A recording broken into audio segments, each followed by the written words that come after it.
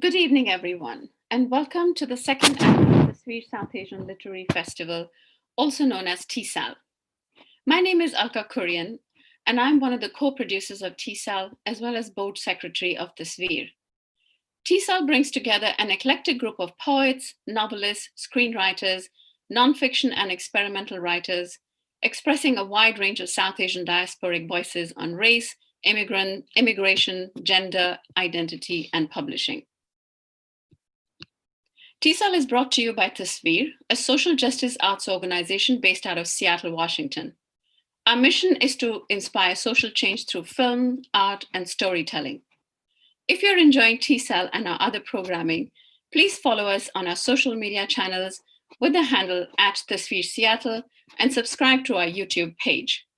To help us continue to bring year-round South Asian programming to you, please go to tasveer.org to donate if you wish. Your support means a lot to us. In this world that is globally connected by means of the internet technology today, we are proud to host TSAL from Tasveer's home city of Seattle. In addition to its natural beauty and the tech industry, Seattle is known for an engaging literary culture. It boasts a number of independent bookstores which provide the necessary space for reading, artistic interactions, and a refuge for those who are in search for like-minded people. Many thanks to our local spaces of literary refuge in Seattle, such as the Elliott Bay Book Company, ADA's, Hugo House, and Plurality University Network. A special thanks to Du Bois Carey, Madison Avenue Realty, Cities of Seattle, Bellevue, and Redmond, For Culture, Arts Washington, Arts Fund, the South Asia Center UW Seattle, Gardner Center for Asian Arts and Ideas.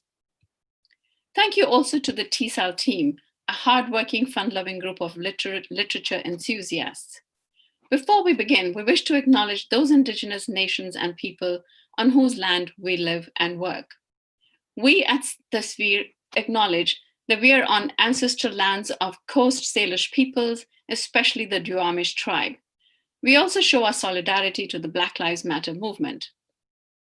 To our audiences, we'll be taking your questions, so please post your comments and questions in the chat box below, and we'll try to get through as many audience questions as possible by the end of the program. And now, without any further ado, I'd like to introduce the members of our panel, Writers on Writing. Join us to hear from scholar Anu Taranath, mystery writer Bharti Kirchner, poet Dilruba Ahmed, and short story writer Shruti Swamy, as they together explored the creative life and the individual adventures that led them to where they are today. I'd like to introduce to you our fabulous moderator of the panel, Zainab Masood. Zainab Masood Aga has trained as a humanist counselor and is a certified habits coach.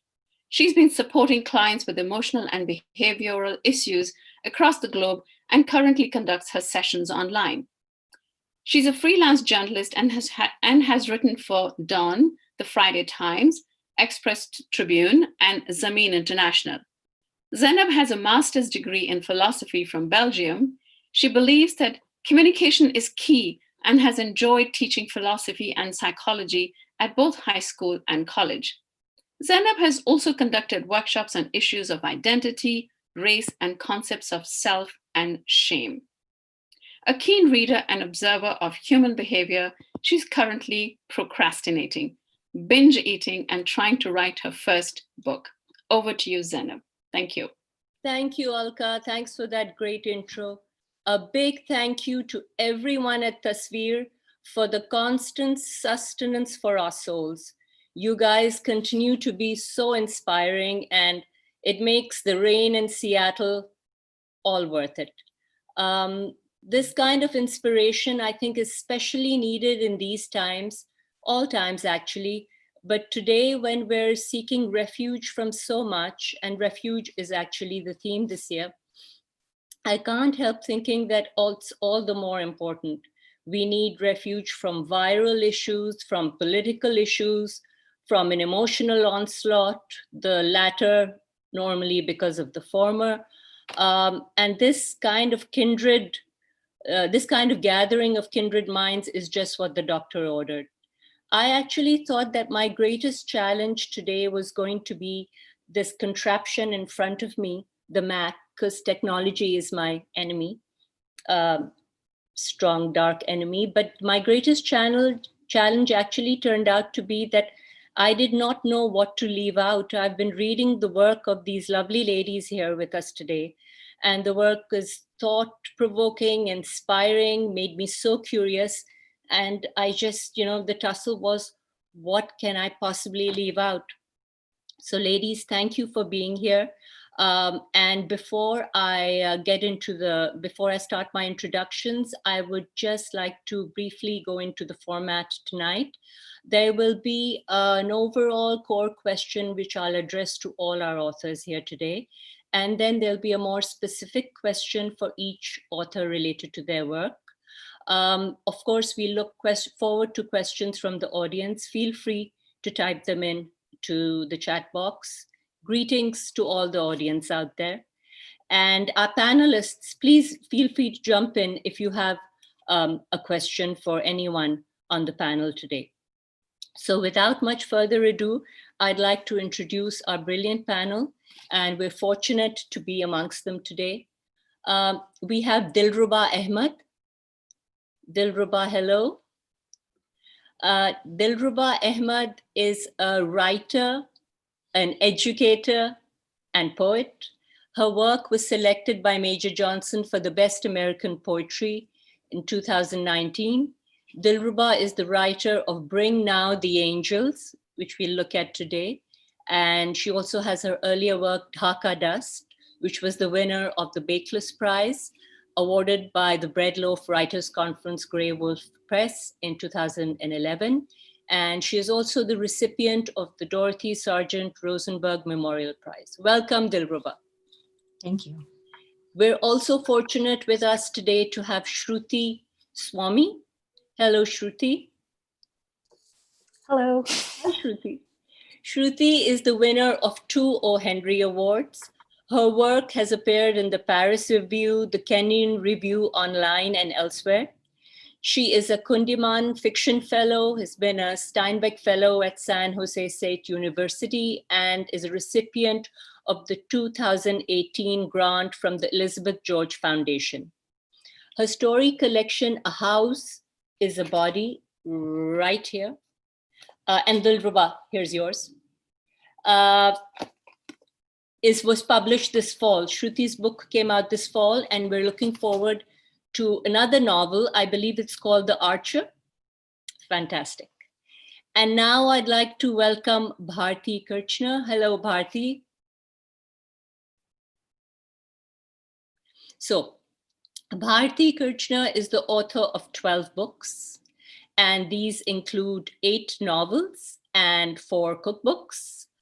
Bharti has won a Sala Award, a City Artists Project Grant, 2 for Culture, Literature Awards, as well as others.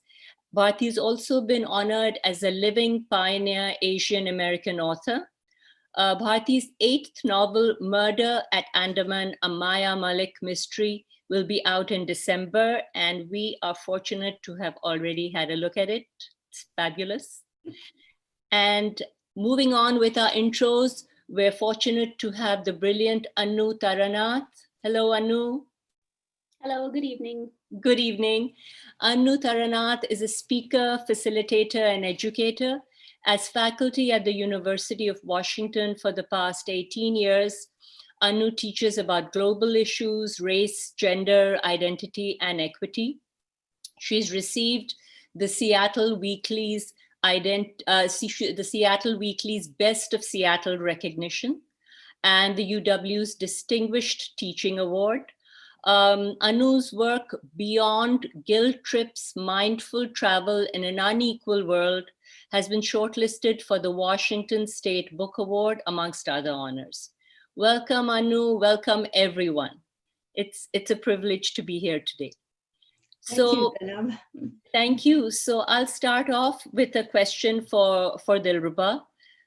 Dilruba, your work has so much soul. I'm taking a deep breath here. Every time I read one of your poems, I'd raise my head, I think especially the ones related to parental loss. And I was aware of this tugging at my heart. And I'd like to start off by asking you what inspired you to write this very potent collection of poems in the way that you did. Thank you, Zainab. And I want to say a quick thank you to everyone involved. Alka, thank you so much. Zainab, thank you for moderating, and everyone at TSAL. I'm just really honored to be part of tonight's event. I also want to say a shout out to Siddhi and Rita, who are doing great things behind the scenes to make sure everything's running smoothly. This book, Bring Down the Angels, it was sort of a long time in the making. This came out just this year, April 2020, from the University of Pittsburgh Press. But the earliest poem from here is probably from 2013. And what happened is that when I was on the book tour for my first book, my father fell ill, and it turned out he was battling multiple myeloma, which he fought for 3 years, and then he died of complications related to the illness. And so for about a year, I tried writing, and in fact, while he was sick, I tried writing, but I was never writing about the things that were most important and the things that were most complicated to deal with, which was, this sense of mortality that was suddenly right before me, both as the daughter of someone who was ill and also as a parent, and thinking about my own mortality and my children's mortality. So what happened is that about a year after my father passed away, something dissolved in me, and I finally was able to start writing about these issues of around mortality and sickness and chronic illness. And so the first poem that I wrote is actually the last poem in the book. It's called Snake Oil, Snake Bite, and it's the first piece I wrote in which I was able to finally utter something that felt emotionally true about my experience of mortality as the child, the grown child of an adult parent, of a parent who was sick, and as a parent myself of a young child. And so what emerged was, the sort of onslaught of writing that I'd kept sort of pent up for a long time. And as the poems came together over a very long time, what emerged was sort of one large theme. The one very large theme was the theme of loss, of grief and mourning. And I decided to kind of organize that around the personal journey of my father's illness, our sort of foray deep inside the healthcare system, seeing things up close from the inside, having to take a really hard look at how things run inside the healthcare system, all the dysfunction that's in there, issues around insurance as well, and the treatment of terminally ill patients. And then there was another group of poems that also dealt with loss, but that really radiated into more public forms of loss, whether that was, sort of grief and mourning about our country's so-called border policy of separating families at the border, issues around environmental harm, and thinking about those very particularly from a parental point of view, as, sort of setting our kids off into a world full of so much uncertainty in so many ways, but in particular, sort of this looming environmental disaster that we have. I was also thinking a lot about the governing bodies that are meant to sort of regulate us, and the corruption that rests within those, as well as corporate corruption, especially the idea of the individual up against, sort of like these faceless mega corporations. So in the end, I organized the book around these two kinds of loss, the sort of personal, intimate loss, dealing with my father's illness, and then the second half kind of broadens out into more public kinds of loss. Dilruba, thank you. And if I remember correctly, that last poem, the first line is, they staunched with, what was it? They staunched the wound with a stone. And that actually comes from a story my mother told about her brother being bitten by a snake. And I wasn't sure whether, I'm still not sure whether we have time for readings or not, but would you read out that last poem for us before? Absolutely. Yeah. Absolutely. This one was based on my mother's tale of her older brother getting bit by a stone, and a medicine man who came and removed the toxins with some kind of special stone. No one knew what it was. And as I mentioned, it's the first poem that made me realize I was working on a new manuscript. Right. Snake oil, snake bite. They staunched the wound with a stone. They drew blue venom from his blood until there was none.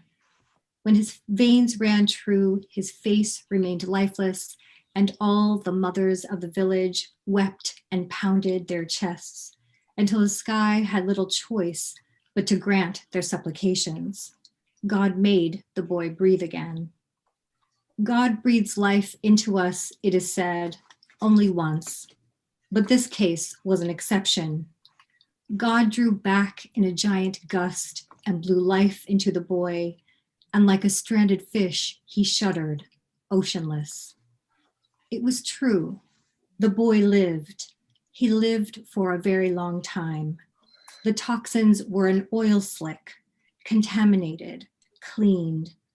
But just as soon as the women kissed redness back into his cheeks, the boy began to die again. He continued to die for the rest of his life. The dying took place slowly, sweetly. The dying took a very long time. Beautiful, Dilruba. Thank you. Thank you for sharing that. So as hard as it is to absorb that quickly, we'll now move on to our next question. Shruti, I have one for you. You know, after I'd finish reading your stories, I'd kind of be, well, let me go on to the specific one later. Let me first ask you the more core question, which is that what inspired you to write this collection of your work? I was very moved by that poem. Yeah, I know. I'm like, had to like catch my breath a little bit. I'm feeling like I just kind of teared up a little bit. That was such a beautiful poem and very emotional these days. Wow. What inspired me to write? And also just all the thank yous. I'll just echo Dilruba. Thank you to everybody. Thank you to the Sphere. I'm sorry, just wanted to say that, you know, what I was saying was that I found myself a bit struck every time I closed one of your stories, because amidst this seemingly simple writing, there was really nothing simple about it, because you probed incredible depths, but you did it with a very simple style of storytelling. How did that come about? Oh, thank you. Thank you. That's a very generous reading. Well, that's how I felt. Thank you.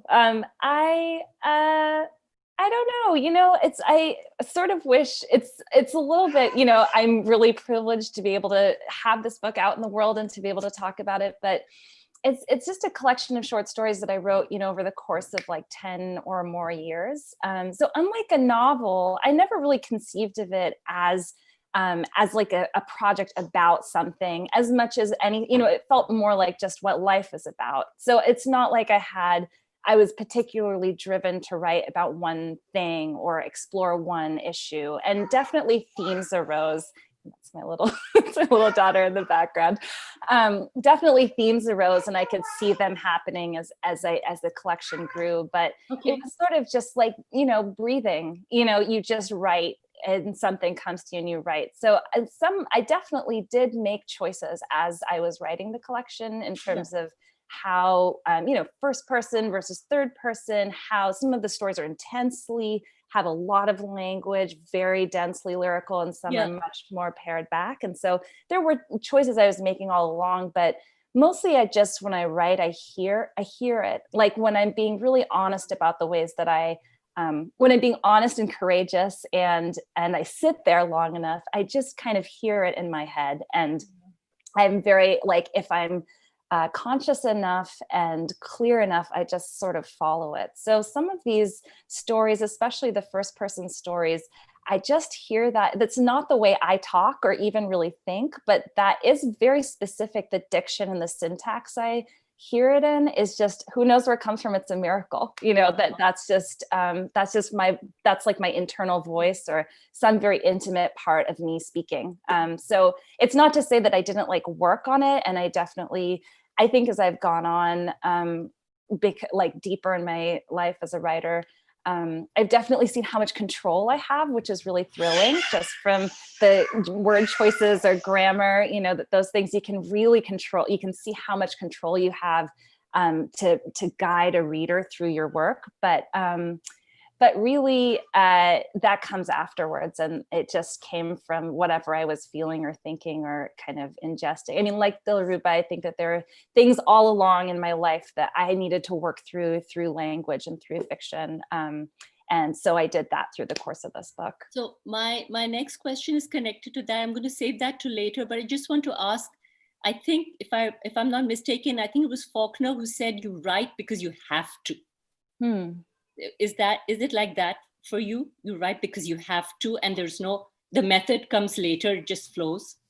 Yeah, I mean, I think that I get those like states where I'm really producing or writing very infrequently in terms of like in the ratio of like my day or my year or whatever.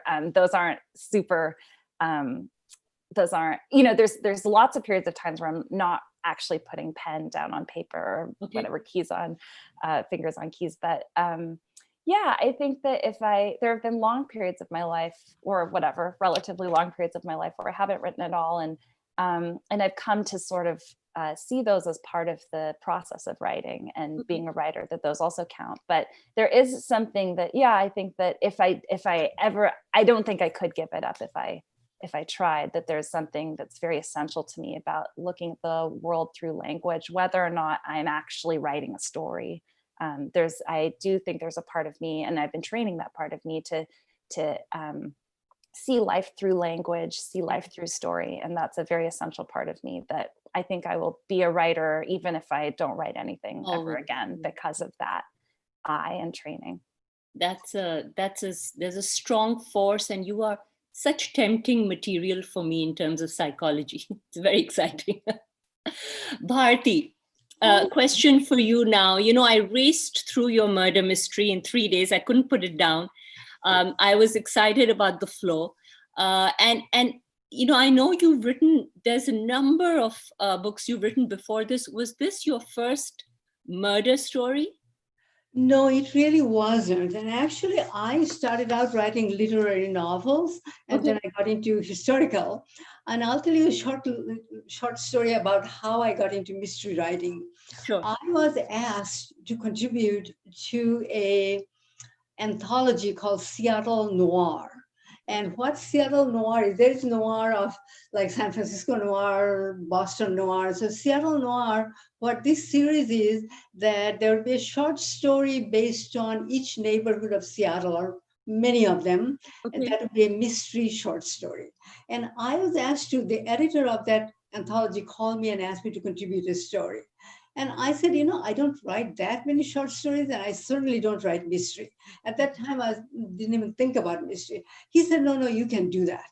And so he kind of challenged me, and I wrote a story, and it was published in that Seattle Noir, and it got really good attention from Publishers Weekly and other reviewing journals, different journals, and that got me on the path of writing mystery novel. And the readers kept telling me that, why don't you write a mystery novel? And that's how it happened. That's how I got started. Although there's a little bit of a different story to how I got to write this story based in Andaman. Okay. And would you like to share that with us? Yeah, actually what happened was, I was born and raised in India, and I go back to India often. And I happened to travel to Andaman Islands a few years back. And what Andaman is a chain of islands in Indian Ocean. And it's actually closer to Myanmar and Thailand than India. But it's an Indian territory, it's an Indian state, and it's populated by Indians. And it's a beautiful, tranquil island, and there's not much crime there. It's very peaceful, and small things might happen, like pickpockets and that. But mostly people live in peaceful surroundings. Okay. But it made me wonder. I said, what if a horrible crime happened here? What if underneath this peacefulness, this quietness, calmness, there's some other different things happening? There's a different aspect of the society. So that's what got me started. Now, given that, that's not how usually, there has to be a story, and there has to be more to that. And I have the characters come in, and each story also demands a different way of telling. Okay. And so for me, I don't outline a book, and people find it very difficult to fathom that even a mystery novel, I don't outline. I just keep writing. I write this one sentence at a time, just the way the readers read, that's the way I write. Wow. So do you yourself not know who the killer is? Exactly. In fact, I had a difficult time figuring out when I was about halfway through the novel, I still was not sure who the killer was. And I said, what if I can never find it? What would happen then? Now, fortunately for me, as I went on, I did find that killer, and it was very interesting who that person was. But Well, I would not have known in page one. yes, I won't give it away because I thoroughly enjoyed finding out, but I'm fascinated by the process that you do this through, because I haven't heard of that before. And, once I'm done with this round of questions, I'd love to hear each of you just maybe read out a little bit. I know Dilruba already has, but we'll go back to everyone. Anu, welcome. And your work inspires me on a different level because of my own interest in race, identity, and where we are right now, the struggles we're facing. So please tell us about what inspired you to, I almost feel funny asking this question because it's kind of so glaringly obvious as to why one would not write what you wrote. It's so needed, right?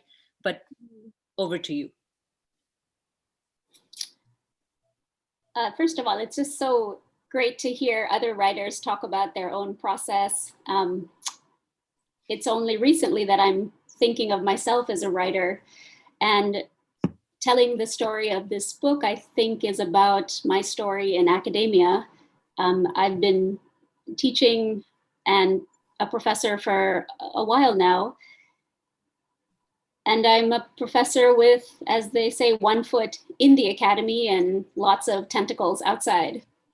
And the writing in my own field is the writing that I have learned quite a lot from, but I haven't been stirred and moved by it very often. It's taught me quite a lot. And it's taught me how to think, and it's taught me how to unthink in lots of ways.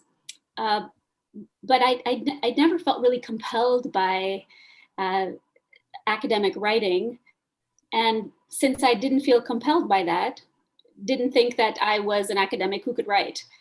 And so you asked a question earlier, Zainab, like to Shruti, was this a book that you just had to write in that way? And I feel like this was something that just had to come out. It was in my head for years in different ways. These were the conversations that I've been having with a range of people. I mean, I teach about race and power and identity and what it means to stay present in the middle of really hard moments. What does it mean to talk about really difficult ideas with grace and compassion for both ourselves and the people that we're with? I do a lot of work with international education, and so have been shepherding US students to different parts of the global South. Right. So they can think about what it means to be part of a larger global community outside of the United States. What does issues of justice and organizing look like from different parts of the world? How do we listen to stories differently when it's spoken and expressed in a different idiom? These are the kinds of questions that I've been asking students to grapple with as we are abroad, as well as how does our identities change when we are abroad?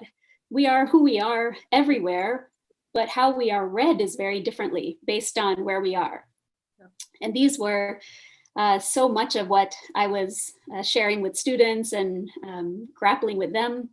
I also do a lot of work as a racial equity consultant, and again, holding space for people to bring anguish, sadness, hurt, as well as hope into conversations about history, about where we are right now, and about what we look for in the future, has really kind of reshaped my understanding of storytelling.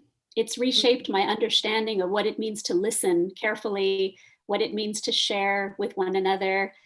And so when I started writing this, I very quickly realized this is not going to be a traditional academic text. I want this to be a book that readers can pick up whether they're part of a university or not. I wanted this to be a book that anybody who is curious about our world, somebody who's wrestling with their own good intentions and trying to figure out, how do you make sense of an unequal world? What do you actually do with your good intentions for a better world in an unequal world, and not fall into the guilt trip of having more than others, of having more advantage and navigating more privileges than so many others? Usually the conversation about all of this is, I'm so terrible because I have lots.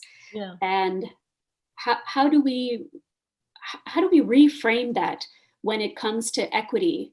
How do we actually think about justice from different angles? That's not just about guilt and shame, but that actually motivates us to stay present in difficult conversations, to stay honest and brave, and think about what change looks like.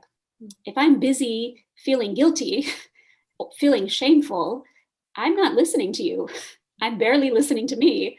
And if I'm not listening to either myself or you, how are we ever going to talk about the things that we actually need to talk about to make life better for more of us?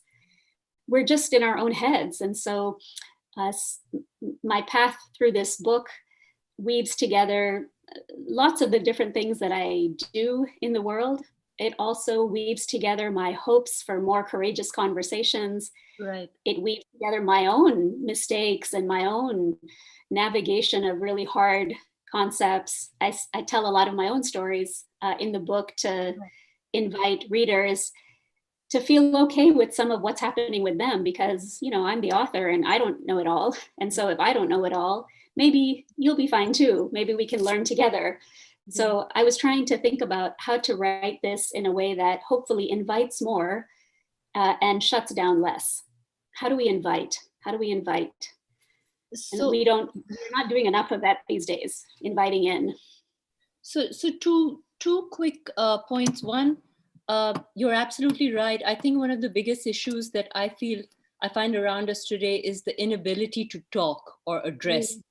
It's not that people don't feel it, people of all colors, but there is a reluctance to put it out there on the table. Secondly, I was struck by the description of yourself and your daughter. I think it was it in a where your daughter goes up to another couple of color and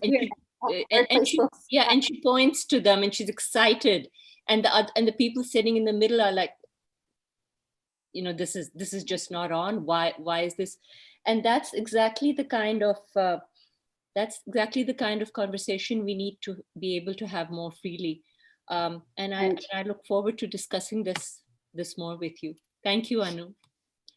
Dilruba, I'd like to go back to you with a question specific to your work, and then maybe we can, you know, as we go into these particular questions, we can also have a little bit of reading each. Now, you write of parents, you write of children, you write of nature, you write of everything that's essential to us. And I quote, this is from one of your poems: she doesn't wait to learn how the children will fare to check whether within their shells a quivering has begun. So I ask you, you know, when I think of these bonds between parents and children, and I think of both the ache of letting go and not letting go, does your creativity come from a place of pain, of attachment, or does it come from those pockets of relief in between when you're not actually feeling that pain? Thank you, Zainab. It's such an interesting question, and I had to give this some thought. Yeah. I think, to be honest, I would have to say both. And the poem that you referred to is very much about concerns about the environment. But in the end, what I realize is that the poem is so much situated in my perspective as a parent. Yeah. And the part that you referred to is imagining the turtles that lay their eggs out in the sand and then turn around and leave them. And they don't have any investment or presence in what happens to those eggs afterwards, whether they hatch or not, how they fare, whether they're well fed, et cetera, et cetera.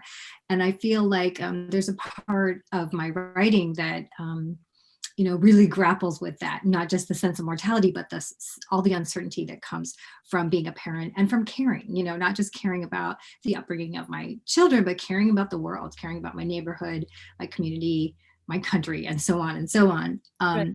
And having to really face a lot of uncertainty. And so, there's this feeling of, I think, both awe and admiration and relief in thinking, well, there's some creatures in nature that don't have those worries. They don't live with those, but that's not our reality. So I think when I'm writing, the writing comes many times from the strong feeling. Many of the poems came out of strong feelings about, whether it was anger or sadness. But I think in the end, not all the poems that I pursue come out of that strong writing. Sometimes it comes out of the strong feeling, I should say. Sometimes the writing through the strong feeling just has to happen. And it's part of the process. And there may or may not be poems that emerge from that, but it has to happen. And then sometimes in those quieter moments that emerge after the strong feelings have passed, when things are calmer in my mind, maybe I've clarified a few things. That's often when I begin to hear the voice, as Shruti mentioned. It's sort of like something will just pop into my head that wouldn't have come without the kind of storm that happened, the storm of writing, the storm of intense feeling. But because I've done that kind of processing, then there's a kind of calm or clarity that can, make me more receptive to hearing what is that line, what's the snippet.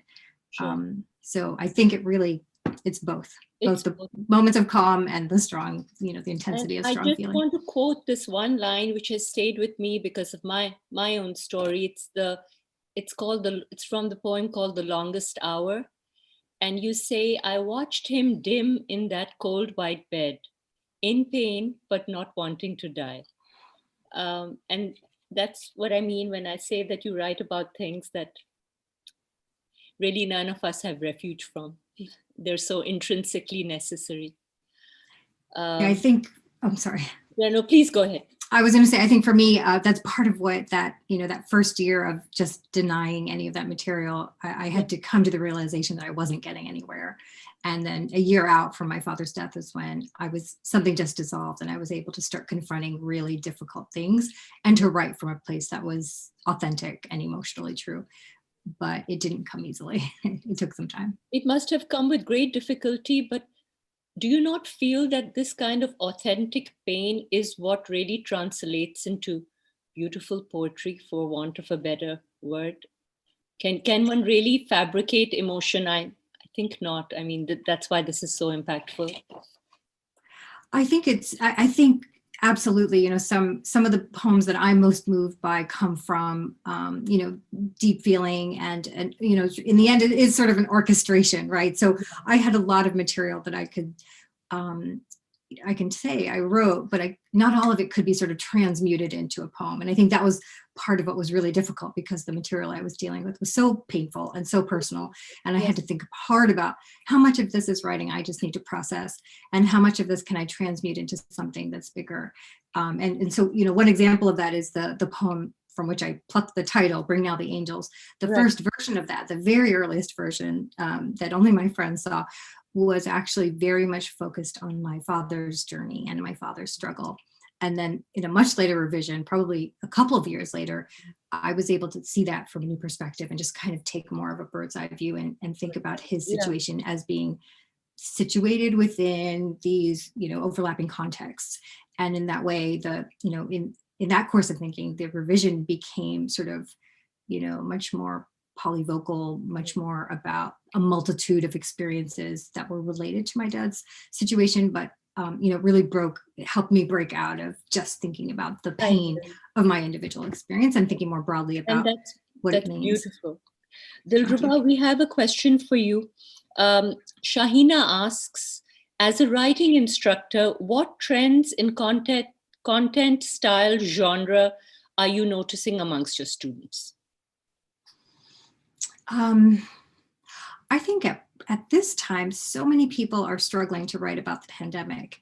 And what I'm finding is it's not just about the pandemic, it's about writing about this particular moment. And that's, grappling with civil unrest, grappling grappling with racial violence, grappling with all the complications surrounding the pandemic. There's a lot going on. And so what I'm seeing is that a lot of my students are looking at their work and saying, like, how do I write about all of this in a way that's authentic and true? And many of them are finding they just need more time and perspective on it. Some of them, I think, are finding a sense of relief in not having to move linearly through work, thinking about fragmentation, thinking about how to intensify their language in a way that doesn't sort of rely on chronology. So I'm finding that I think students are, at least the ones I'm interacting with, are more open to the idea of experimenting with language in ways that they might not have before. They might have been sort of, tackling their material with a straightforward kind of narrative, but they're not finding that to be authentic to their experience at this moment anymore. Okay. But that's within my circle, within the student community that I work with. Okay, thank you for answering that, Dilruba. Shruti, could we, before I ask you a question more particular to your work, would you like to read out a passage? And you're on mute, so you will have to unmute you. Thank you. Yeah, I will read a passage from The Siege, the first paragraph from the story of The Siege. It was the priest who smothered the horse. The horse's limbs were tied with ropes strong enough to withstand his panic, as the priest took the horse's head in his arms, almost tenderly. The body became wilder and wilder and tried to buck itself loose. When he was dead, stallion, black-colored, neck sweat, they lay the body down, and I lay down beside it as I was instructed. I had seen other queens perform the horse ceremony. Now I was a queen myself. I was newly married and young. They daubed my forehead with sandalwood, my forehead, the horse's forehead. I lay facing the face of the horse, and I looked into his open eyes. I'll just stop there. Wow. And that's what I mean about these, shifts of intensity. What I wanted to ask you, Shruti, was that when I read your work, what came to my mind was surrealism, the porous borders of the pre-conscious mind. And I was thinking of Dali's work. Was it difficult to reflect and blur the boundaries between fact and fiction in your work? Because there are stories where the passages kind of take off in a fantastical way, and then at other points it's just very factual. How did you blend these? Yeah, also something similar to that. I feel like a lot of people have told me that my work is dreamlike, and I find that maybe my brain is just very unusual because these stories don't really seem, some of this story that I read from is takes a very small part of the Ramayana and reimagines it. And so obviously not set in this place and time. And there are a few stories that do bring in, there's another story where Krishna is a character in a modern day setting. And I think those might be the only two that are like my weirdest ones. But there are a lot of dreams in the stories. And yeah, I don't know if I just have always found those, I grew up listening to the stories of these gods, and they are really just as familiar to me in some ways as like family lore, that I've also grown up listening to stories about my parents growing up in this mythical city of Bombay, and both of those sort of seemed equally amazing and fantastical to me, and also obviously very real, that my parents really did grow up in an incredible city called Bombay. Right. So for me, I think that there's growing up as an Indian, growing up as the child of Indian immigrants and crossing between cultures daily. I think that my parents, built this very tiny little India for us in Palo Alto. And then every day I immigrated to white suburban Palo Alto and then came back to this small version of India. So I feel like growing up and just as a person, I was continuously crossing these boundaries in cultural boundaries, and that so I think that something that might feel more fragmented to somebody else or separate to other people feels very continuous to me. And obviously I know that my dreams aren't like real, like that, like I'm alive and talking to you in like reality right now. And that's different than when I'm dreaming. But I think that dreams are really important and are real in another way. And my book considers that as a continuum of reality. So you're Dali-esque in more ways than one, huh? Dreams as well.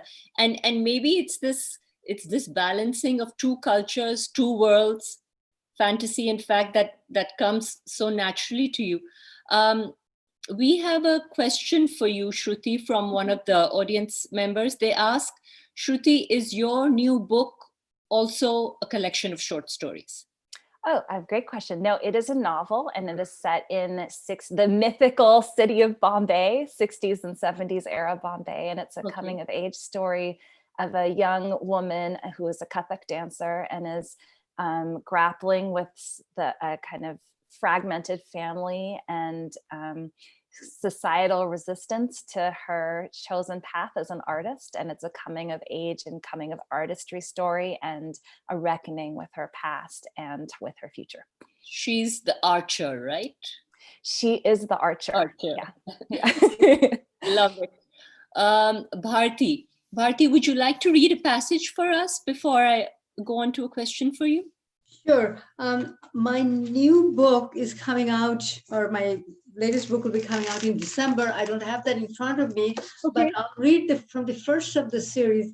It's called Season of Sacrifice, and I'll read just a paragraph. Sure. With the early morning summer breeze tickling the back of her neck, Maya Malik hurried toward the neighborhood bakery for pastries and a jolt of caffeine. She needed the energy to finish a project she'd acquired in her previous job as a nutritionist. Her eyes took in the well-kept Tudors, Dutch colonials, craftsman bungalows, and occasional modern mansions that typified the Green Lake district of Seattle. Rounding the corner from half a block away, she spied a crowd of 10 or so people. Eyes closed and dressed in white, they overflowed the sidewalk in front of an imposing oyster gray house that loomed over the intersection. A rally of some sort? Her instinct as a private investigator demanded to know. Or a benefit event? No, they emitted a loud, throaty, harsh, and almost spooky chant in an unfamiliar tongue. Wow. Love it. Bharti, when I was reading your stuff, the lingering imagery that stayed with me, I could so relate to it because I live here in Seattle, and you write, I quote, with the gray hangover of a Seattle November morning. And then you paint that beautiful contrast when you write about the Andaman Islands and you say, strung like a chain of jewels off the coast of Myanmar. And that brought a lump to my throat because, whenever I've written about Karachi, going back to Pakistan, I write about the flickering lights of Karachi as my plane is swooping down on the tarmac. And my heart is bursting with joy. And I love the fact that you compare the blustery Pacific Northwest, as I think you define it, with the warmth of the subcontinent. But I want to know that, you've got these gorgeous depictions, and then side by side, you have a really tense and gripping murder mystery. And I went flip, flip, flip. So how difficult was it to combine rhyme and reason? And if you had to pick one, which would it be? Okay, well, that's a difficult question to answer, but I'll tell you this, that each genre has its requirement, which is especially true of mystery genre. There are some things you must do. And this is because the mystery readers, they read a lot and they know just about everything. So you have to be a few steps ahead of them always. But like I mentioned, there's a structure that should be in a mystery novel. Okay. But there is also the possibility of having the creative process come in and make the story bigger, different. And that's something what readers are looking for. So being creative means that you take a few things and put them together and come up with something new that doesn't exist. So you make new connections and new relationships. That's what makes a story. So this is the way it might work. You look at maybe in a new place, you gather some data, you get some impressions, and you work all of that in your mind. Then you take a step back and let your mind process the material, and you allow these impressions to come back to you, then you start writing and revising. This is sort of one way of doing it. Okay. But like I said, the mystery novel, the genre demands certain things will happen. One of the things that I kind of like is that the mystery novel at the end, there's always some truth that is told. Mm. And that really satisfied. For example, in this particular novel, this young woman whose husband has been murdered, Yeah. and she doesn't know, it is very difficult for her to accept it. Only at the end, when she knows something more about her husband, then she can accept the truth. So, Bharti, not to put you on the spot, but supposing you were told that you can either write this collection of this work that has beautiful scenic depictions, which your work does, or it has to be gripping, intense, and plot oriented. Which would you opt for? You know, I'd have to have both. I actually have to have both, because without a plot, and sometimes plotting seems like so dreary, and I personally don't care for it. But Okay. without that structure, your imagination needs a structure to hang itself to. So I think I really need to have both. You need to have both. Fair enough. There's a question for you, Bharti, from Sumati. And she says, how does your living in the Pacific Northwest influence your work? It influences quite a bit, because before I moved to Pacific Northwest, I lived in San Francisco, and I had a great time. And there's a person here from San Francisco, I think. It's a lovely city. I had a lot of fun, but I don't know that I would have been a writer if I lived in San Francisco, because at least at that time, there's just not enough quietness, peacefulness. And Pacific Northwest, because it rains so much, Yeah. rain forms a barrier, and you are really forced to think about yourself, be inside and be able to write. And I happened to be in Seattle at a time when Elliott Bay Bookstore was becoming very famous, and I met many writers. Right. It was a very exciting time for me to be part of a big writing group and to be write. And my background is in IT. So it's completely different from being a creative writer. But my intermediate step, of course, was writing cookbooks. And from then I went to writing novels. But I think the place really had an effect on me. Seattle had an effect on me with the rain and the mistiness and all the books and writers that are there. There's certain plus points to rain, huh? Yes. Brings out the best in the writers. Anu, I'm thrilled to hear from you now. Would you read out a passage from your work? Sure.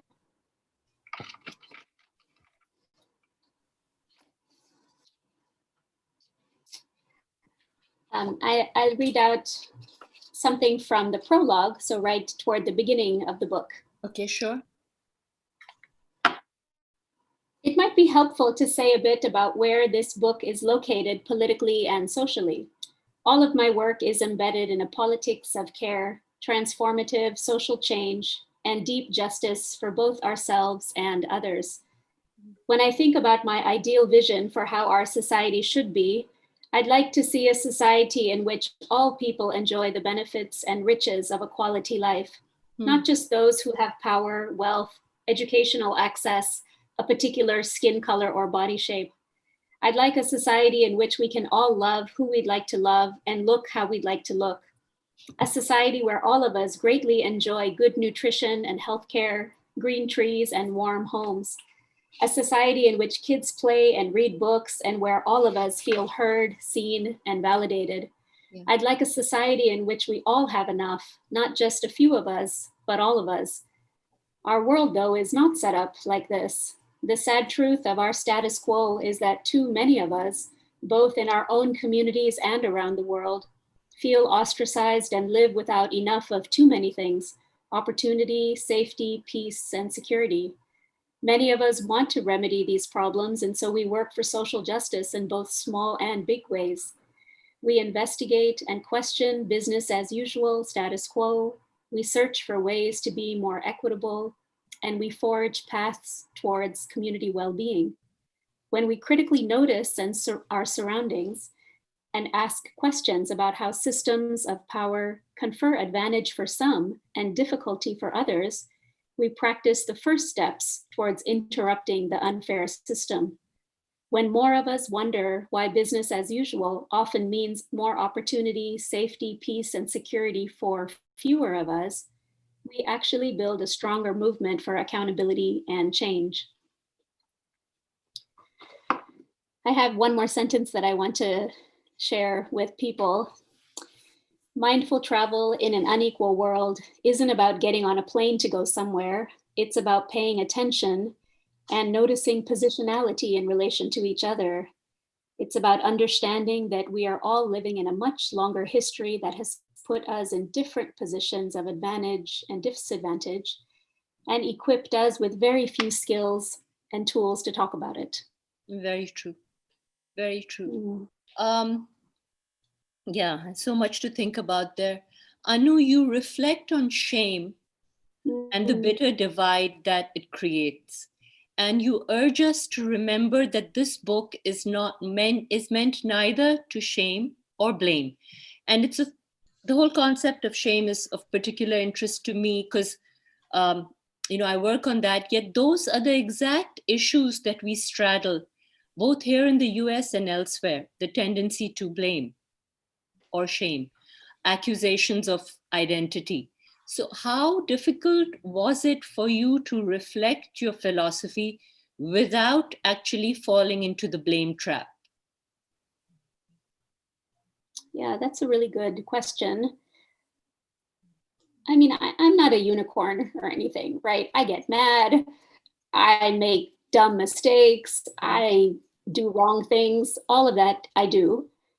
And I also am trying to learn from my teaching a lot. Yeah. When I'm in a classroom with students or when I'm facilitating with adults, nobody responds well to shame and blame. That's not a good teaching technique. No matter how right I am, and no matter how convinced I am of my rightness, shaming and blaming my student or a participant is a surefire way to have them disconnect, have them throw attitude toward me, rightly deserved, and retreat. And if we are really trying to invite more of us into tricky, sensitive, uncomfortable conversations that we have had so little practice in doing, some amount of gentleness is required at different stages of this, right? I think there are so many different ways that power works to curtail our dignity, and our movements for more dignity in the world will have to be just as multiple. There are some moments where it's really important to shout with a huge, loud voice. There are other moments where the quiet whisper of an invitation can do something very different. There's not only one way to invite folks in, right? There are many, many ways to invite folks in. And something that I'm exploring a lot in my work is, how do you hold space for where folks are at? If your intentions are good, if you actually believe that there is work to be done to make life better for more of us, then how do we actually create more spaces where all of these people are welcome? Even if you use the wrong word, even if you didn't quite get that one concept, even if you said something in a way that maybe I wouldn't say it like that. Right. How do we be, careful of the words that we use, because our language is changing, our language is charged. We have a lot of history with our language, all of that, yes. And how do we develop a little bit more grace to be able to speak to one another, especially when we're on the same page? I mean, if you're on a totally different page and if you feel like certain people's lives have no dignity, I'm not really talking to you. I don't really know how to speak across such a big divide. I'm speaking mostly about well-intentioned people who have had no practice, very little practice, white people as well as people of color, very little practice talking across race and about race in our own communities and with each other. We are bringing in a lot of sensitivities into these conversations, right? Folks of color are bringing in really different kinds of sensitivities. White folks are bringing in a lot of nervousness and a lot of fear and shame. Creating more spaces where we are simply recirculating the shame and the guilt does not bring us toward justice for me. That's not a path towards justice. I see why it's really seductive to move through some of that, right? It feels like I'm doing some good work if I shame you about how privileged you are. But after that initial moment of thrill, I'm not sure that that really gets us closer to justice.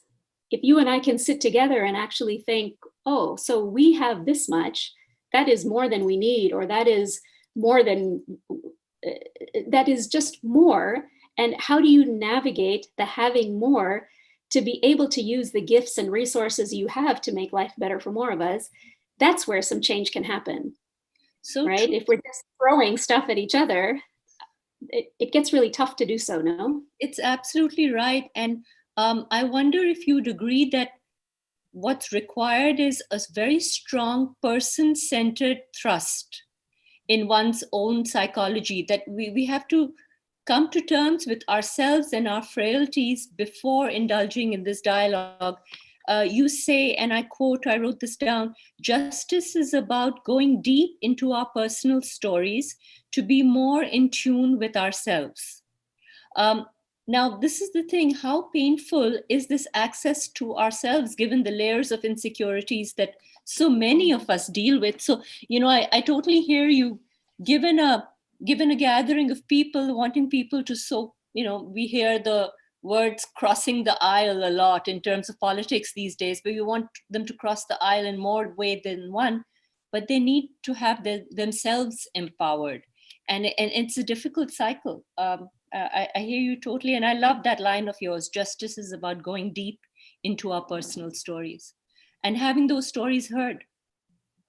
I hope, I know, I just want to ask you that, because I totally agree that we need a space where people talk more, where people are more willing to talk without the fear of being blamed. And I think a lot of non-people of color feel blame. And they don't like that. They feel that it's all about pointing out what, you know, white privilege is. So how impactful do you think your book has been, or your philosophy has been, in getting people to talk, at least people around you? Right. You know, I just want to say one thing, that we have got to talk honestly about the system of whiteness that confers advantage on some and makes life unduly difficult on others. So we need really honest talk about the systemic and the institutionalized ways that hierarchies operate, yes. And can we do this in a way where all conversations don't lead to all of us leaving dispirited? Are there ways that we can come together and do this where more of us feel curious about plugging in?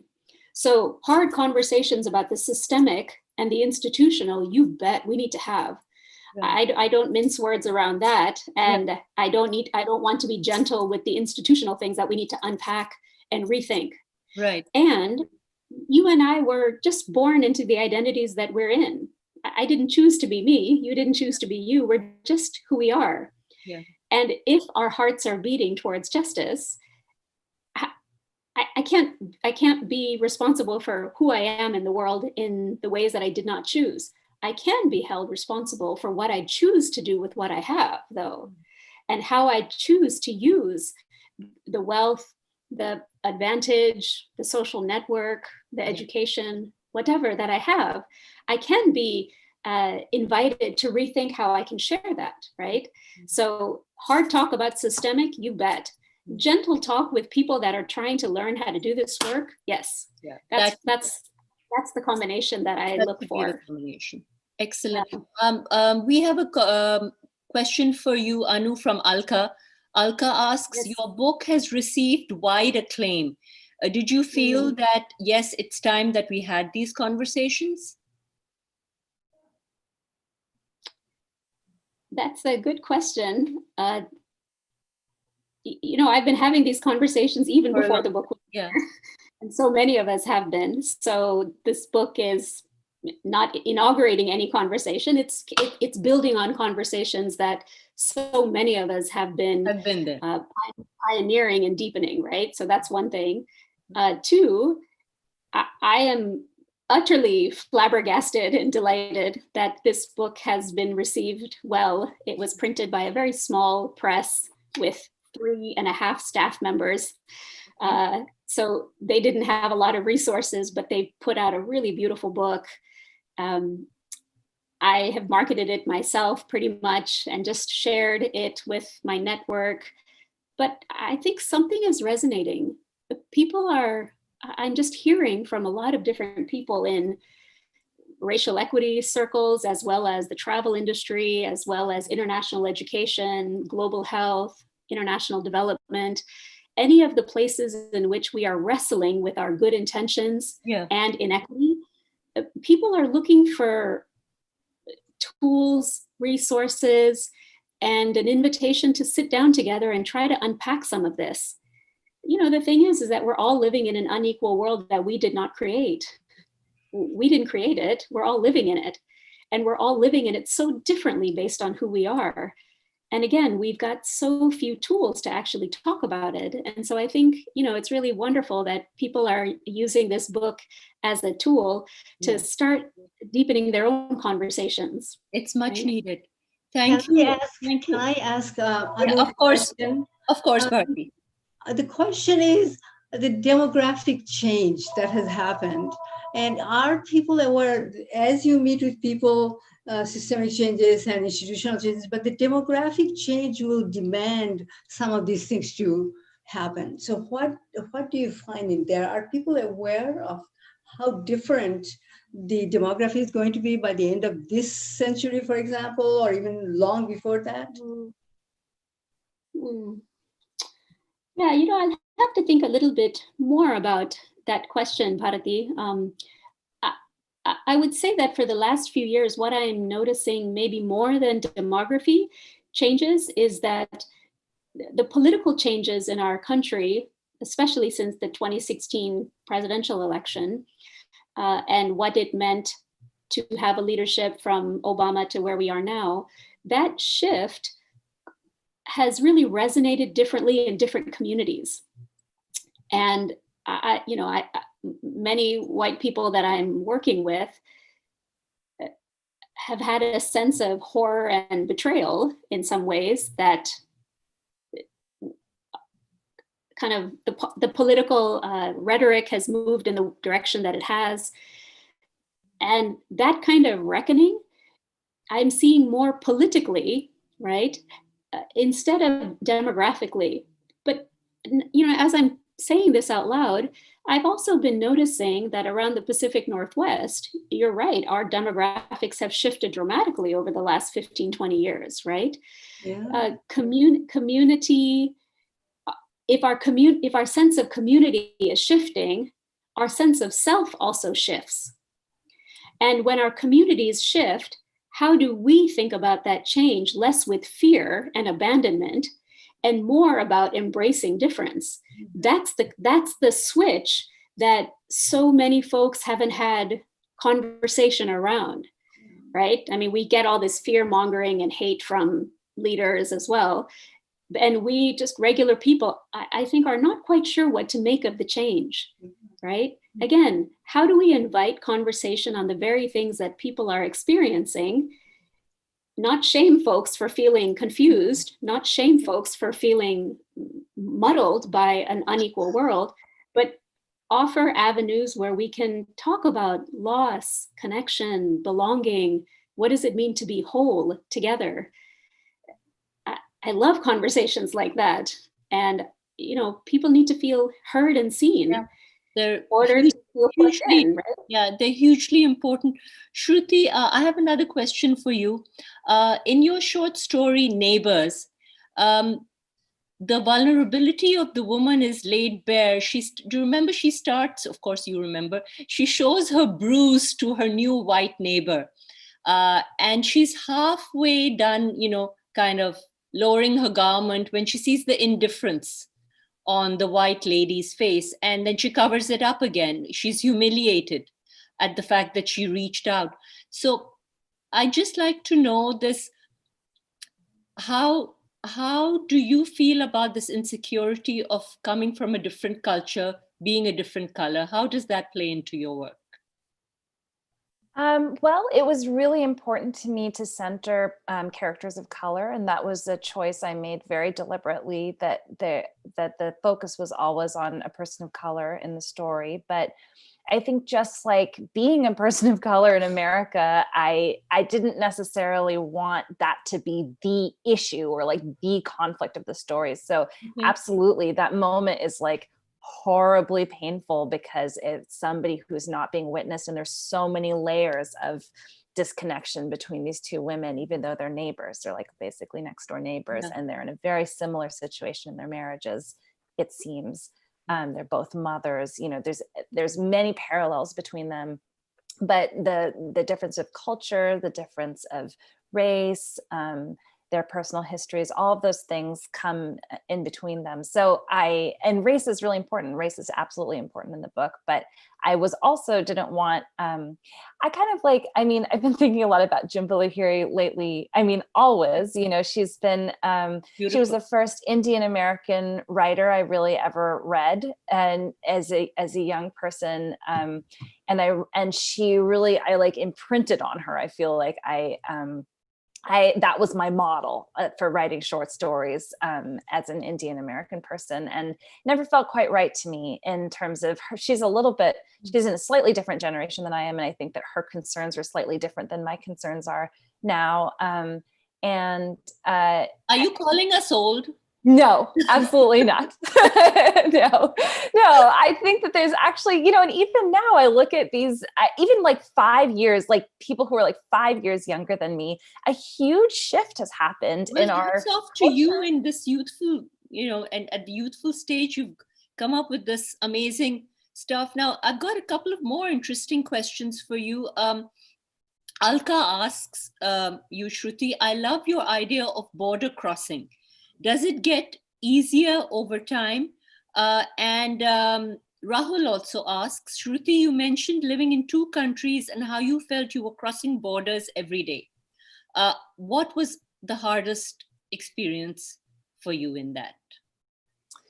So two border crossing questions. Yeah, I think that, it's only really sort of recently that I've realized just how much I felt like I had to leave at home when I left to go to school or went to go to my classmates' houses. I was actually saying to my friend the other day, like, my parents are Indian immigrants, it's almost like who worse to raise a person of color than somebody who is not a minority in their own country. So even though they experienced an incredible amount of racism, very blatant racism. Wow. There was not this idea, like they had no idea. And of course, how could they? They had no idea. They couldn't even anticipate the kind of racism or microaggressions or even the kind of choices that I would feel like I had to make as their daughter in a very white environment.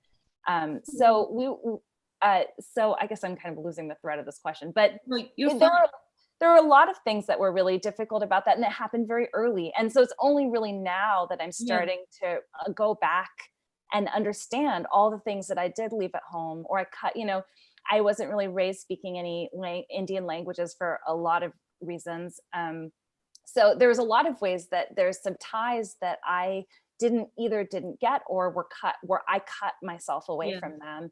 And as an adult, it's my work, and it's part of my work as a fiction writer too, to find what remains. And a lot of this, the pleasure and surprise of reading this book and editing it was seeing just how deeply some of the values, the stories, the histories, and the worldviews that I was raised with as a child of Indian immigrants, and my mother is Gujarati and my dad is Tamilian, so coming from those different cultures. So how much of it actually does really deeply live here in my heart and my soul, and that you can see that in my work.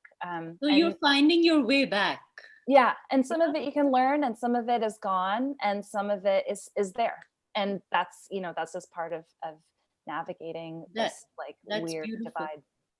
Dilruba, we have a I question. find so many. Sorry. I find so many links between Shruti, what you're saying, and Dilruba, your discussion earlier about loss both on a family level in our own hearts and our experiences, but then when we pan out, the broader loss that we're all navigating in different ways, right? And in the midst of those personal and collective stories of loss, how do you stitch a life of meaning? Yep. How do you create joy? What does living a good life mean in the midst of all of that? There's so many nice connections between what you both are saying in my mind as I hear you. Bharti, I think it connects with so much of your earlier novels as well, kind of exploration of identity, of loss, of who we are, of gender, of naming oneself. Those are so many of the things you've written about in different ways too. Exactly. Dilruba, we have a question for you from Sid, who asks, how does the loss of parents disconnect the immigrant from the original home in ways more powerful than if the immigrant had never left home? Do you mind repeating it one more time? Yeah, I'm also a little confused. How does the loss of parents disconnect the immigrant from the original home in ways more powerful than if the immigrant had never left home? So perhaps what they're saying is, what is it like to be without parents in a foreign place rather than never having been away from home in the first place? Mm-hmm. Yep. Yeah, I think it's such an interesting question because it's kind of multi-layered. I was born and raised here in the States. My parents moved here in the sort of late 60s, early 70s. And so there's, on the one hand, the loss of their parents, which was, such a huge loss for them, having been away from home for so long and having not had the opportunity to go back as often as they would have liked for a multitude of reasons. And then, sort of the loss of the relationship and all that could have been. I think for me, then there's this additional layer where my connection to my homeland is primarily through my parents. And so, thankfully, my mother is still alive. My father passed away several years ago, and our family was very, very close. So I think part of what happens when we suffer a great loss, like the loss of a parent, is related very much to what both Shruti and Anu were just talking about, which is this movement towards fashioning wholeness, finding meaning. And so there's a way in which, these huge voids and fragmentations and losses become the kind of fodder for rebuilding and revisioning and understanding and sort of reshaping what it means to be whole. So, when people ask me, people I know who've lost their parents recently, I don't know if it brings them comfort or not, but what I tell them is that there's a way in which my relationship with my father will never end. We're always going to have a relationship. I just have to understand more clearly what it is now. Right. And part of that is, bringing back who he is. And that there's a way in which I'm in constant dialogue with him. So in terms of thinking about my connection to the homeland, like Shruti, I grew up with these mythical cities, these mythical people, and wonderful stories, so many amazing stories. And those all live on, those all live in my heart. And so even though, sadly my dad is gone, there are all those stories, all the things that I learned from my interactions with him that, become part of me and part of the writing that I'm doing, whether it's overt or not. I think in many ways, my first book, Dhaka Dust, deals much more directly with issues relating to identity and, growing up Bangladeshi American in these very, very small towns that didn't have South Asian communities, and what it was like to sort of move through a grocery store and spot the one person of color, sort of like anytime there was another South Asian anywhere within like a 20-mile radius, my parents would find them and track them down and exchange phone numbers. I think that feeling, those experiences filtered through identity happen in more, in different ways in this second book. But I do think, part of what I had to grapple with in the first book was that idea of loss, but also that idea, as well as the second one, the feeling empowered to reshape and rebuild and to weave. Because, culture is just as much sort of like what we're subjected to as what we put out into the world. And so that was something that I really tried to think hard about in terms of like, I don't have to feel like things have just been taken away from me. Sure.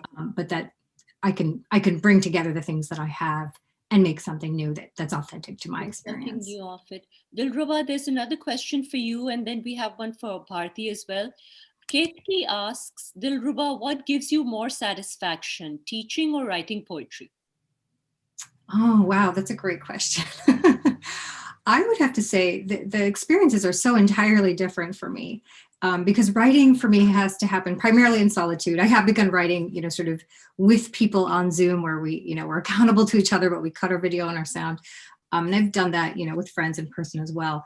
But it is primarily initially a very solitary experience. And that's how it happens for me. And then the revision process is very much communal. There are certain dear friends I exchange work with, and we've been doing that for a long time. So we have this ongoing conversation about our work, and that's really rich and significant to me. My experience of teaching is also so satisfying to me. I feel like part of the way I became a writer is just by stalking people I admired. So long time ago, I was actually, trying to be a double major in pre-med and creative writing, sort of hating my life. And, it took 3 years. I was slow to process. It took 3 years to come to the conclusion the pre-med route was not for me. And part of what I did is I went to the people I admired and just asked them, how do I do this? And one of those people was, an Indian professor of literature in the English department at my campus. The other one was an Indian American writing center director on campus. And I found them and I said, how do I do what you're doing? And they were very generous with me and, sort of took me under my wing. So I feel like whenever I have the chance to interact with students, it's my way of giving back, to these early mentors that I kind of stalked, and they took me under their wing. And then all the other teachers I've had the great privilege of interacting with over the years. And so, I feel like if there was anything I was put on earth to do, perhaps it was just to talk about poetry. And if there's someone I can help along the way, in terms of helping them to find their voice, to refine their craft, to rethink what it is they're doing with their material in ways that make them feel like they're writing something authentic, that feels like, I've accomplished what it is I was put on earth to do. Well, so they're really very different experiences to me, but very satisfying. Of you. Pulkit asked Bharti, you write cookbooks and murder novels. Have you ever thought of combining both in some way? That's a very good question. Most of my novels have enough food in them because I have a critique group, and usually my critique group partners say, reading your chapters, I get so hungry. So I always have food. So that is always going to be continuing. But I don't see myself writing a novel with recipes. Somehow that doesn't appeal to me. I prefer text. I prefer good writing. I prefer good text. And somehow I think a recipe will break that kind of a dream state you are in when you read a novel. So I just don't do it. But cookbooks were a good step for me because, as I mentioned, I was in IT, and coming from IT, which is very step-by-step, structured, methodical, you don't go into creative writing novels the way I do now. It's completely opposite. So that really worked well for me. And I still there are so many people still have my old cookbooks. I can't believe it. People come to me and they say, when are you going to write another cookbook? I said, well, I probably never will. That's just not what I want to do now. Once you get into writing a novel, novels are like, I don't know, they just take over your whole life. And that's what you want to do. That's all you want to do. So the answer to Kuldeep's question, I have not combined the two of them, no. Okay. It could become quite a macabre scenario at some point if you decide to do so. But meanwhile, we're thrilled with another murder mystery in the making. Yeah. So panelists, any questions for each other? I have a couple more from the audience, but I wanted to sort of leave it open to you guys to ask one another any questions if you may have them. I have a question for Shruti, and she mentioned that even writers that are 5 years younger than her are addressing different topics and different way of relating to the world. Could you talk a little bit more about that? Very I think that's a great question. There's a lot of books about queerness right now, like young queer, cool, very cool South Asian writers. Like there's a book called The Subtweet that came out, I think this year, by a queer writer, and another book that just came out, whose name I can't remember, it has heart in the title. It came out a couple of weeks ago. There's an incredible graphic novel, although I think that this writer is my age, so this maybe like lens, makes my whole theory false, but who is a queer writer, also a trans writer, who has done this amazing graphic short stories called Apsara Engine.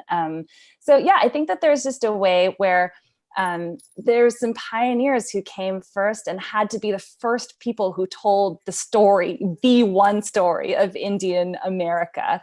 And as our culture has progressed and as the stories have been added, there's just so many more variations and diversity that have been, that are now being able to come forward. And that's really thrilling. Okay. Thank you. Great. Any more questions? I'm curious to see what participants are thinking, what the audience is. I just wanted to see if panelists had any more for each other. Rita wants to know, Dilruba, where does your inspiration for poetry come from? That's a great question, Rita. I think, in the past, I used to try to identify certain things, but I've kind of come to the conclusion that it's really everything, that I'm always sort of moving through the world as this porous entity and taking everything in. So I'm equally interested in what I'm hearing on the news, what I'm hearing on the radio, and, what's coming in the mail, in my junk mail, like all of these things are kind of feeding my muse in a weird way. And so, it's really everything. I know that probably doesn't sound helpful, but I think there are certain things that I find compelling. I'm definitely drawn to work that has some kind of political intent or, is grappling with difficult issues.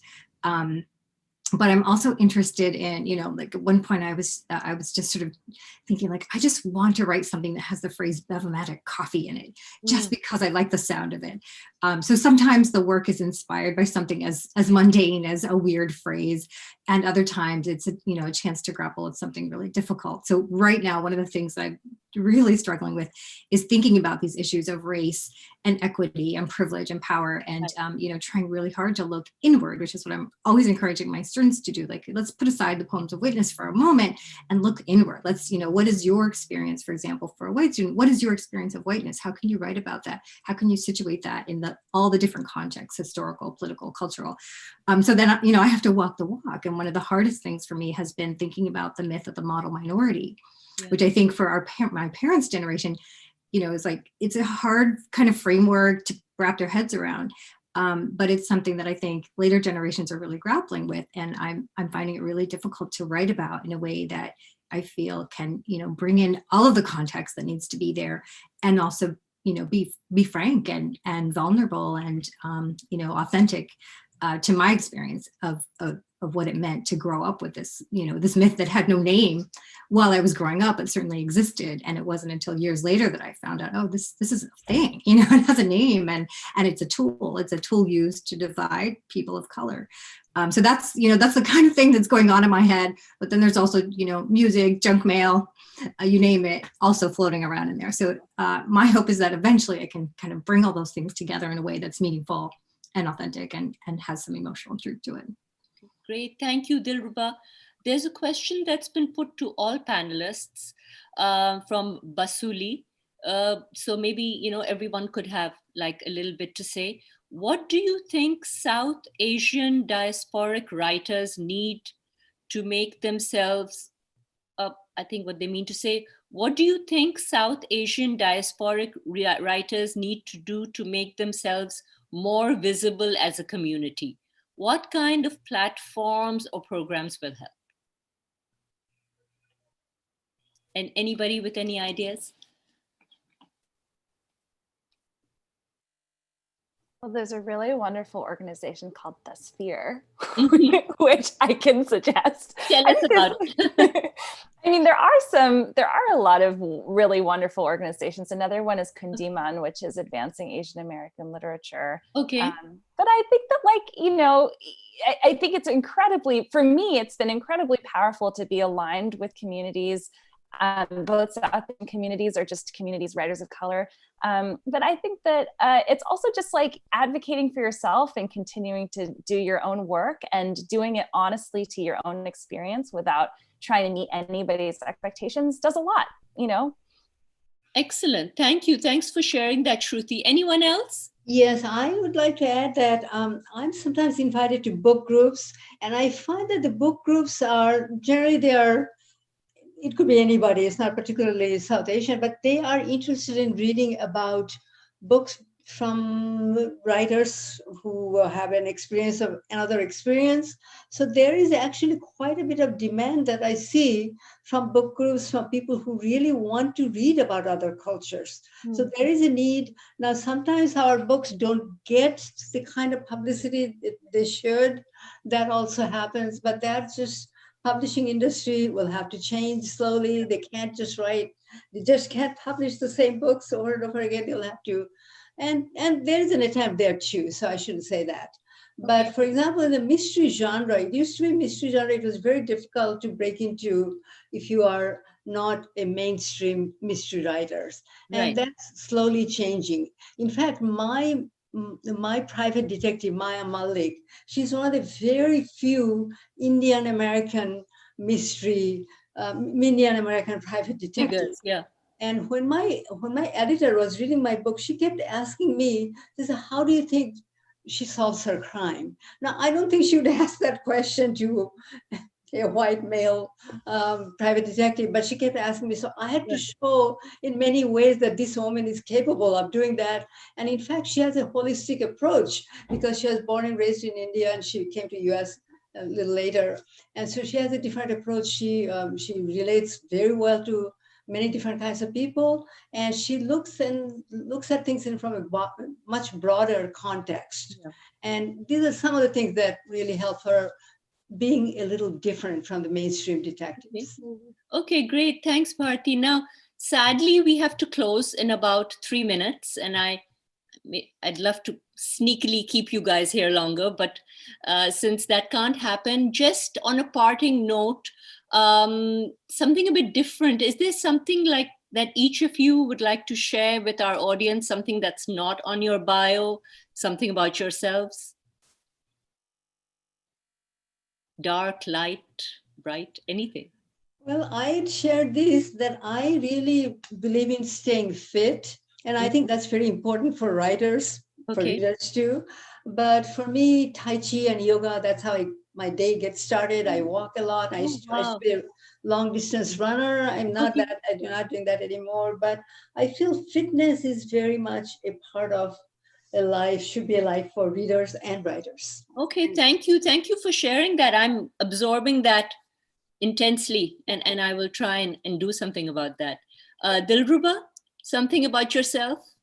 I think for me, it's coming to the realization that that a large part of my writing doesn't happen at the desk. And, you know, many times students will say, like, what do you do for revision? And there are all kinds of hands-on strategies for revision that I can pass on. But a lot of the writing and creative process happens, for example, when I'm doing something active, as Bharti mentioned, walking or running, but also gardening. So I'm a big fan of gardening. I love digging in the dirt. I love shoveling mulch. And I find a lot of my creative processes are actually benefiting from that kind of activity. That's interesting, and we had no idea. Okay, great. Shruti?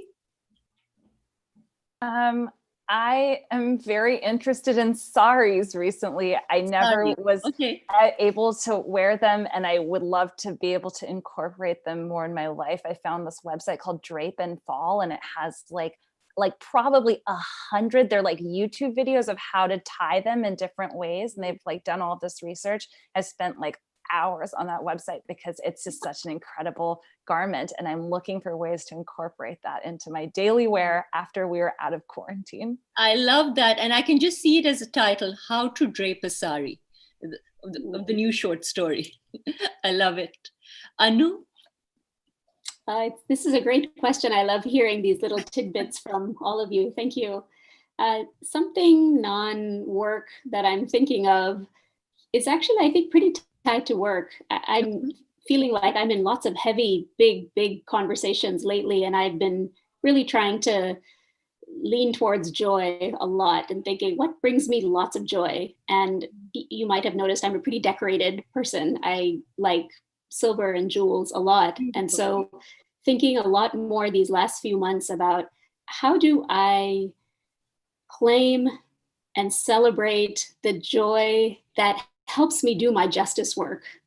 Because without this, I am not me. And if I am not as fully me as I could be in all the kind of glitteriness of what this signifies for me, I'm not as effective in my facilitation work and in my holding spaces for other people. And so really like unapologetically and in a celebratory way, like really leaning in towards that. And so I'm trying to become brave and post photos of me with silver on my new Instagram account. And I'm just trying to experiment and trying to stretch what I usually do and not just do work in a pretty kind of work way, but think about work from different angles through the angle of joy and celebration and gratitude. Like, what does that look like?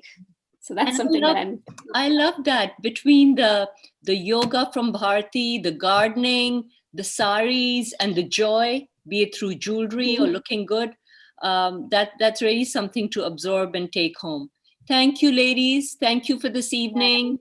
Big thank you to Tasveer for continuing to brighten our rainy days. Thank you, everyone at Tasveer. Thank you, Dilruba, Shruti, Bharti, Anu. Big thank you to the audience out there. Great questions. And I think I'm going to sign off now. And this is the strange bit of Zoom. Up till now, it's fine. But then you see the difference between today and last year when suddenly everything will go blank. And there's no time for a cup of tea. But I hope we reconnect at some point, ladies. Once again, big virtual hug. Good night. Thank you all.